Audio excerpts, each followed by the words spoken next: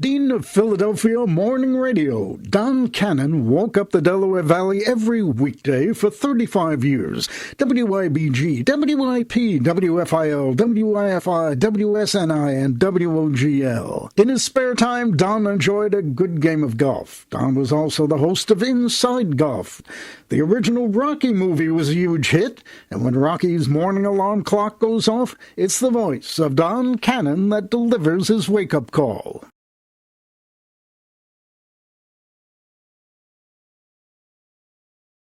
Mark Drucker combined an off-the-wall sense of humor with sharp production skills to create a unique presence on KYW News Radio.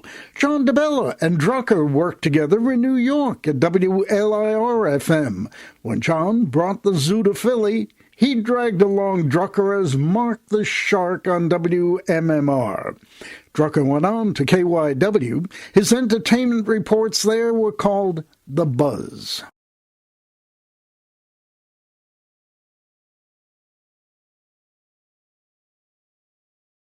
In his North Pole toy shop, Dickory Dock, played by Aldo Farnese, would make toys for Santa Claus. He was assisted by his puppet elves created by Chris Laginella. The show was an instant hit on WKBS. In 1970, Kaiser canceled Dickory Dock. Aldo went on to WTAF-TV with Adam Android at the helm of the spaceship. Aldo then moved behind the camera for the Phillies, Flyers, and Sixers.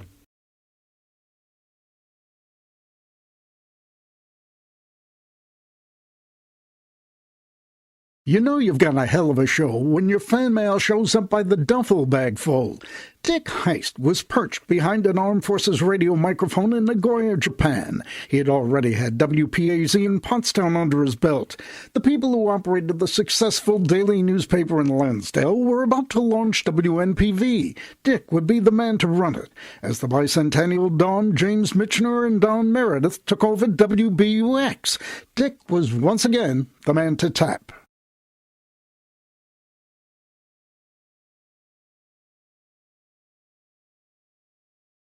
Helen Pulaski Innes was the first woman radio program director in Philadelphia.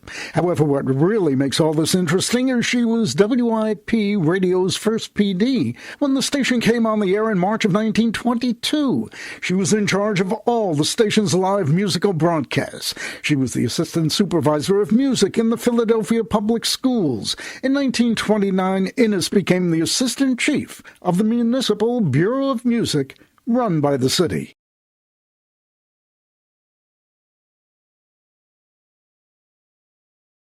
Lee McCarthy is remembered as an NBC News correspondent and Channel 29 anchor. His career began in Youngstown, Ohio as a TV news director and anchor, then on to Washington and WTOP Radio. In 1969, he covered the Middle East, the Pope, the South American Revolution, and Ronald Reagan's VP George H.W. Bush for NBC. A winner of several Emmys, Lee settled in Philadelphia at WTAF-TV's 10 o'clock report.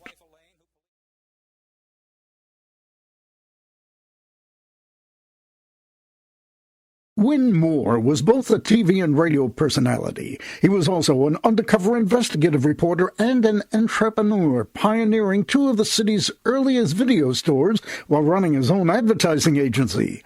On March 17, 1975, Moore developed the first all-day talk radio format in the country for WWDB-FM. In 1991, Moore took his final bow and left radio for good to teach at Rowan University.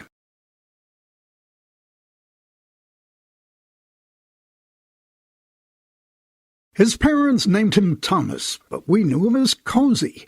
A shy kid, Cozy Morley grew up in South Philly on 2nd Street. He mastered the clarinet, saxophone, and other instruments. He told jokes and was the classic all-around entertainer.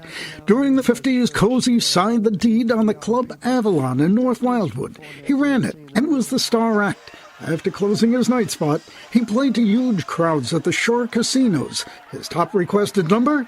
On the Way to Cape May.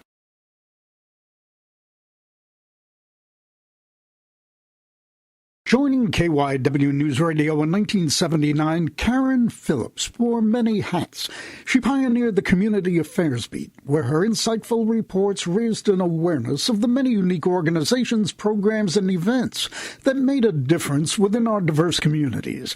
But she also thrived as a reporter, writer, and fiery editor. Karen was determined to pass on her dedication to our industry. She became an adjunct professor teaching broadcast journalism at Rutgers University.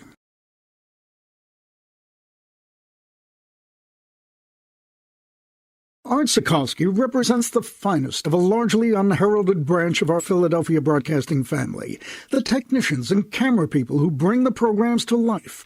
Art worked at WPHL-TV Channel 17 for 4 decades as a camera operator, technician, floor manager, crew chief, manager of engineering and operations. Art Sikorsky played a key role in nearly every local WPHL show. Wee Willie Weber, Dr. Shock, Dancing on Air, the Phillies, Flyers, and Sixers. Will Chris Knight come forward, please? Chris is the son of Don Cannon.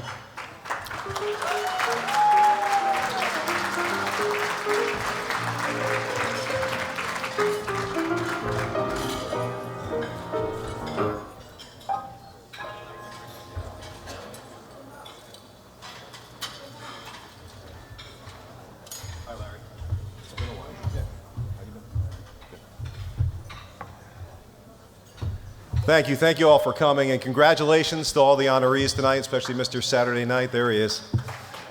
I wish Pop were here to give you a hard time. At my dad's eulogy, I compared him to a shark, and anyone that knew Don knows that's what he was. He went forward. He never looked back. He had thick skin. I always figured he didn't care, but it turns out he did care. He just didn't know how to show it. And I found out soon after his death that he really cared about this. I mean, he really did. He talked to my stepmom about it all the time. I didn't know that, but he knew it. He knew he deserved it. He knew he earned it. And, you know, in the late 60s, early 70s, this guy was an innovator. He was a shock jock before they had them. You know, he was Dirty Don Cannon. And just to, you know, to have the guts, he would have said something else. I'll say guts. Just to call yourself Dirty Don back then was, you know, he was out there. He was a dangerous guy. He was out there on the edge, and with him, you didn't know if he was good or bad. And that's a tough thing to do, and he did it for a long time. In the end, we're not sure if Dirty Don went up or down when he died. That's a coin toss, but he ended up right here, and this is where he belongs. Thank you.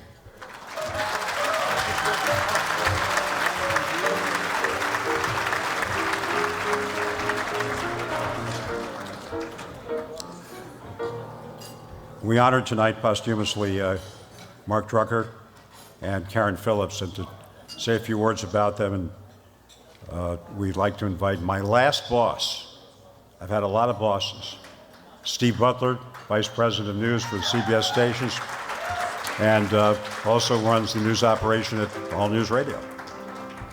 I got to know both Karen and Mark's families, you know, in quite frankly, the worst of times when they grew ill, and they would be very appreciative of this. So I proudly accept it on their behalf. Karen was great to work with. She and I joined the station at the same time.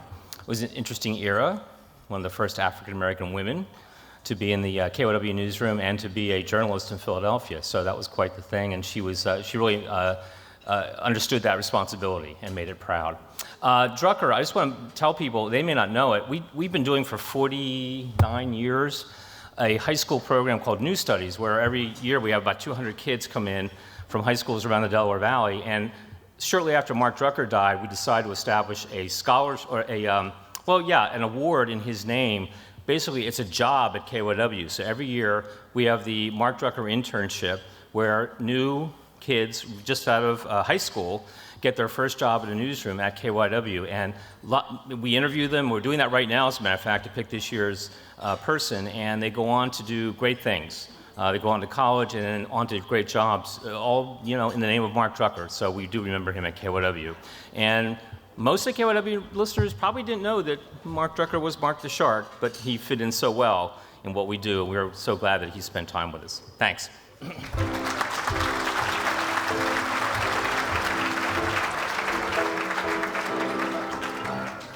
Aldo's son is here tonight. Greg? Good evening to the broadcast pioneers. Thank you very much. This is a very special night for our family. My father passed away 21 years ago, and I work in the business myself, and I have so many people come up to me over the years and tell me how special my father was. To the young intern that he pulled aside and said, you know, you can make it in this business. It means a lot to me and to my family, so I want to thank everybody, and thank you, Jerry, and thank you for the pioneers. It's very nice. Thank you. Dick's son is here. Hello, my name is Mark Heist. I'm the oldest of two sons, and I am just thrilled and so honored to be here. And I'm so sorry that my father is not here. He would have loved this. He would have been so proud. He loved the broadcast pioneers. He enjoyed coming to the luncheons, and he never missed a good party. And one other thing I wanted to say too was I have a thank you to give off, not only to the broadcast pioneers. I want to tell a little story of humanity. My father was in hospice for over a year. And during that time, my parents' friends, good friends, long-standing friends, Jay and Mary Lloyd, J. Lloyd, KYWJ Lloyd, every Tuesday night, Jay and Mary would bring dinner over to my mother and father. And I just remember my father would always rally on these Tuesdays. He would get himself up to the table, and he always had such a good appetite. Thank you, Jay and Mary. Thank you all.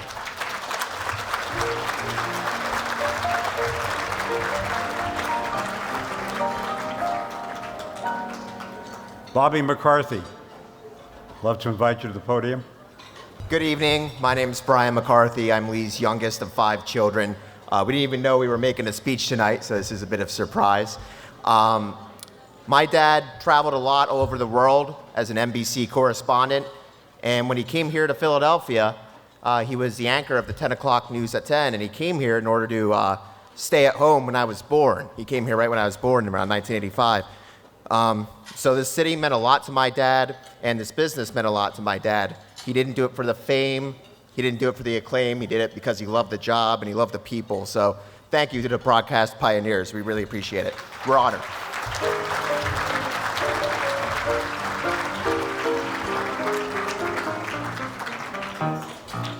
Steve Highsmith.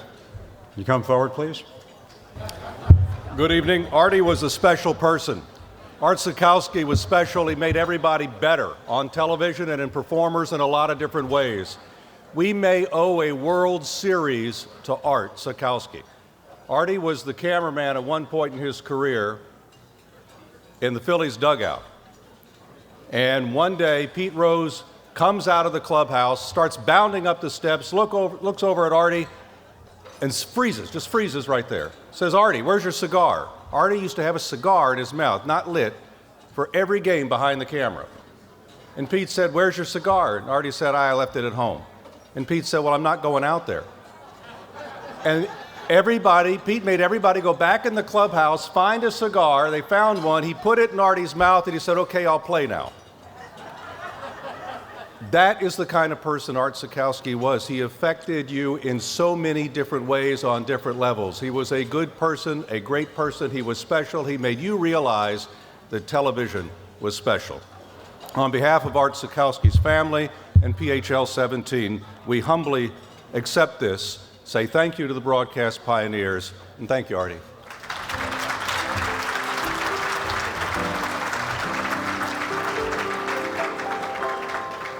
Aaron Moore, can you come forward, please? You know, I don't often get asked to speak in front of large groups of people, but when I do, I try to channel my father's voice.